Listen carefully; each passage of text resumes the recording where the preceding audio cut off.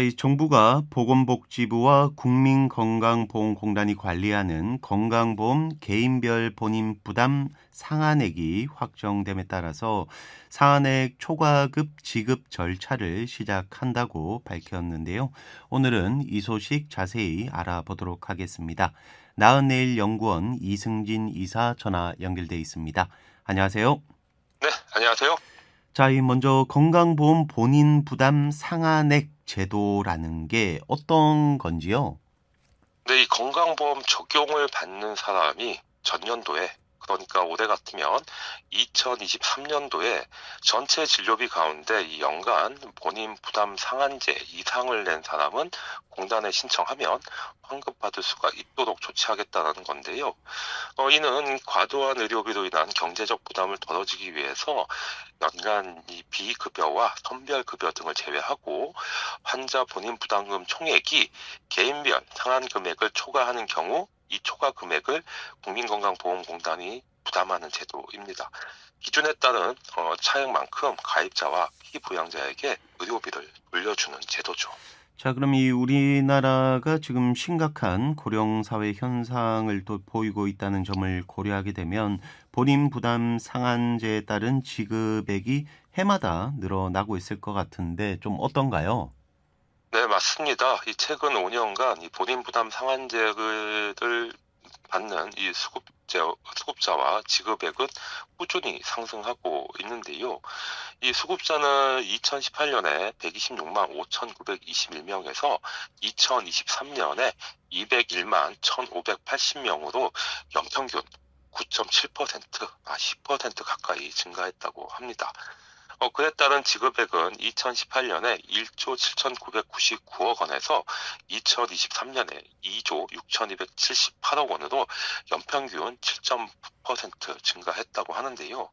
올해 돌려받게 되는 2023년도 적용 대상자는 2022년 대비 14만 3,035명, 7.7% 정도 증가하고 지급액은 2022년 대비 1,570억 원, 6.4%가 증가한 상황이라고 합니다.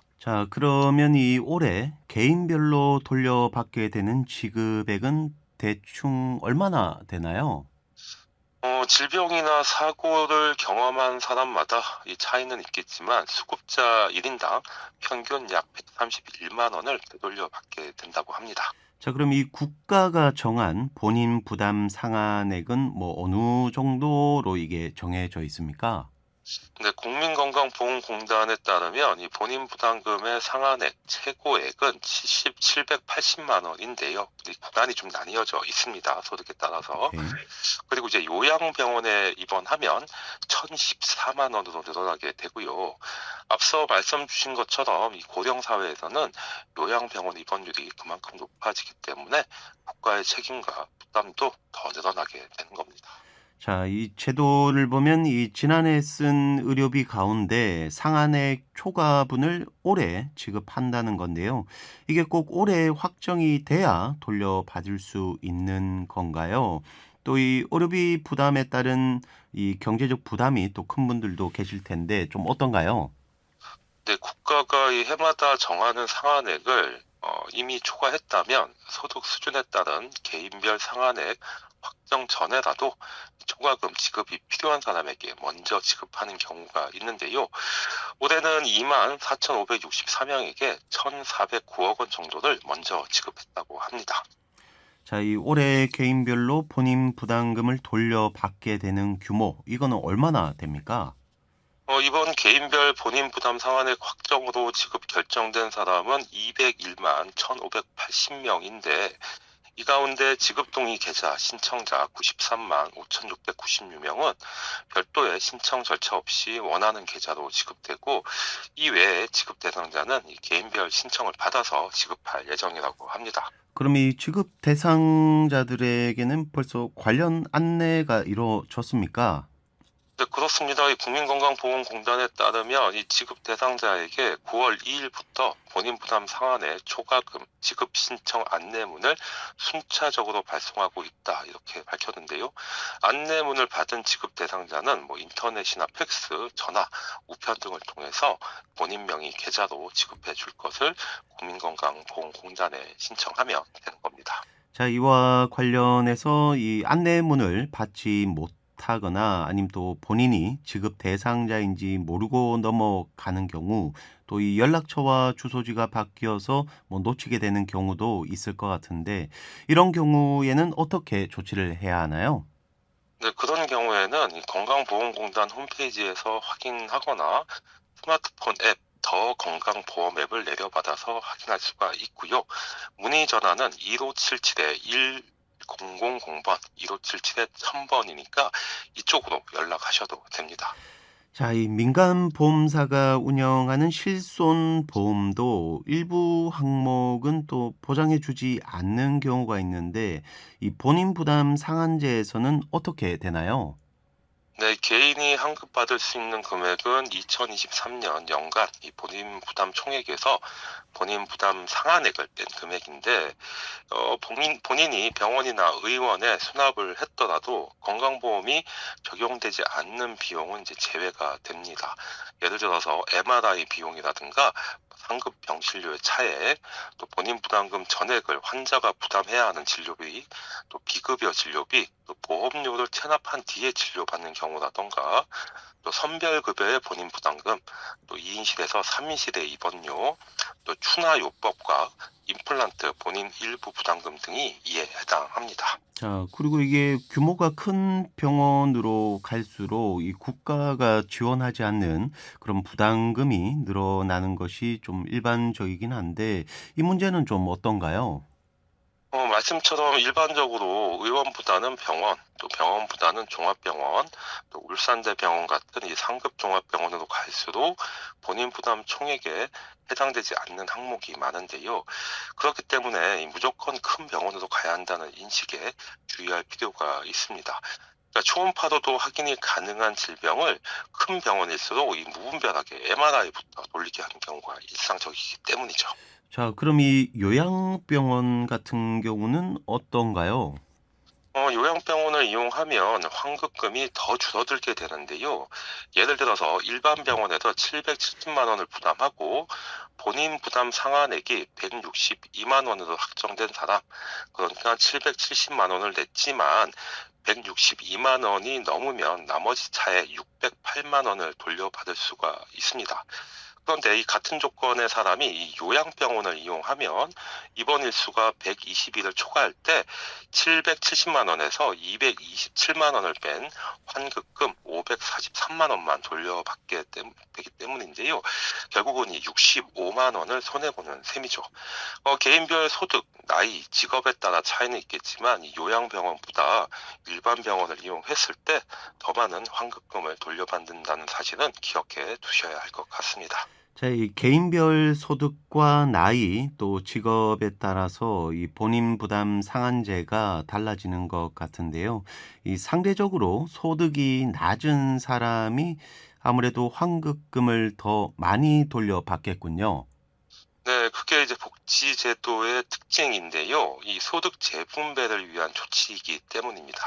이 본인 부담 상한제 수급 계층을 세부적으로 살펴보면 소득 하위 50% 이하와 소득이 낮은 65세 이상 고령층이 가장 많이 받는 것으로 나타나는데 소득 하위 50% 이상 대상자와 지급액은 각각 176만 8,564명으로 전체 대상자의 88%를 차지하고 있고요. 그 금액은 1조 9,899억 원으로 전체 지급액의 75.7%를 차지하는 것으로 나타났습니다. 자, 이 결과적으로 이 소득에 따라서 본인 부담 상한액도 달라진다는 건데 조금 더 자세하게 좀 설명을 해 주시죠. 네, 이 건강보험공단은 소득 수준에 따라서 10%씩 소득이 가장 낮은 1분위에서 가장 높은 10분위까지 상한액을 달리하고 있습니다. 이 소득이 낮은 1분위는 연간 87만 원을 넘기면 진료비에서 본인 부담금을 더 이상 낼 필요가 없고요. 2에서 3분위는 108만 원, 4에서 5분위는 162만 원, 6에서 7분위는 303만 원, 8분위는 414만 원, 9분위는 497만 원, 10분위는 진료비가 780만 원 이상일 때 본인 부담금을 낼 필요가 없는데요. 이 기준에 따르면 고소득자는 이 본인 부담 상한제를 적용받기 어려운 것이죠. 자, 이 여러 병원을 또 이용해야 하는 경우가 있는데 이럴 때는 정보 공유가 안 돼서 본인의 그 어떤 병원에서 얼마를 냈고 또 이 총 낸 금액이 얼마인지 파악하기 어려운 경우도 있겠네요. 네, 그렇습니다. 이 특정 병원이나 의원만을 이용할 경우에는 이 원무과 직원이 본인 부담금 한도액 이상의 진료비를 내고 있는지를 확인할 수 있지만 여러 병원이나 의원을 이용할 경우에는 그 액수를 확인할 수가 없습니다. 따라서 이 특정 병원을 장기간 이용하고 있고 진료비가 본인 부담 상한액을 넘길 경우에는 건강보험공단에 바로 청구할 수 있겠죠. 앞서 설명드린 것처럼 안내문을 받기 전이라도 청구를 할 수 있는 겁니다. 반면 여러 병원을 이용했다면 이 사후에 건강보험공단이 개인별 본인 부담금을 합산해서 소득에 따라 상한액을 환급해 주게 되는 겁니다. 네. 자, 그리고 마지막으로 이 9월부터 정부가 본인 부담금 환급금 신청 안내를 순차적으로 하고 있다고 했는데 이 뭐 여러 가지 상황과 사정으로 인해서 안내를 받지 못하신 분들을 위해서 이 환급금 확인 또 신청 방법에 대해서도 알려주시죠. 네, 먼저 자신의 환급 대상 여부를 확인하려면요, 이 국민건강보험공단 홈페이지나 더 건강보험 앱으로 접속해서 로그인을 하고 환급금 조회 신청 이렇게 클릭하면 환급 대상이 되면 내역에 나타나는 게 되면 신청을 하시면 되고 그 내역에 나타나는 게 없으면 내역이 없습니다 이렇게 나오거든요. 조회했을 때 내역이 있으면 아래 신청 버튼을 클릭하고 정보 이용 동의와 이 계좌번호를 등록하면 신청이 마무리되는데요. 신청 후 본인 부담 상한액 초과금 바로 가기를 클릭하면 신청 내역을 조회할 수도 있습니다. 사전에 이 지급동의 계좌 등록 신청을 하면 매년 8월 말에 본인 부담 상한액이 확정될 때 별도의 신청 절차 없이 본인 부담금 환급금을 원하는 계좌로 받을 수 있으니까 가급적 지급동의 계좌를 등록해 두시면 편리합니다. 네. 자, 오늘은 이렇게 건강보험 개인별 본인 부담 상한액 제도와 환급 구조, 또 이 신청 방법까지 알아봤습니다. 이 지난해 병원 진료비를 많이 낸 분들은 안내문이 오기 전이라도 건강보험공단에서 본인 부담금 환급금을 조회해서 먼저 신청을 하시면 도움이 될 것 같습니다. 자, 오늘 소식은 여기까지 하겠습니다. 지금까지 나은 내일 연구원 이승진 이사였습니다. 오늘 말씀 감사합니다. 네, 고맙습니다.